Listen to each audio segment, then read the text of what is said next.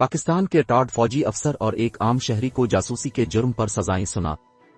Karachi monitoring desk field general court martial की तरफ से 3 रिटायर्ड फौजी अफसरान और एक आम शहरी को जासूसी के जराइम साबित होने पर सजाएं सुना दी गईं।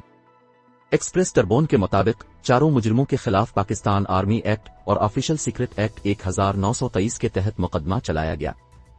जराइम साबित होने पर लेफ्टिनेंट कर्नल रिटायर्ड फैज रसूल को 14 साल, लेफ्टिनेंट कर्नल रिटायर्ड अकमल को 10 साल, मेजर रिटायर्ड सैफुल्लाह बाबर को 12 साल और इदरीस खटक नामी शख्स को 14 साल कैद की सजा सुनाई गई। जराये के मुताबिक खटक, जो कि एक समाजी कारकुन था, पर इल्जाम था कि इसने पाकिस्तान में अमरीकी ड्रोन हमलों के लिए जमीनी इंटेलिजेंस मालूमात फराहम की। खटक के खिलाफ मुकदमा जेहलम में, जबकि तीनों फौजी अफसरान के खिलाफ रावलपिंडी में चलाया गया।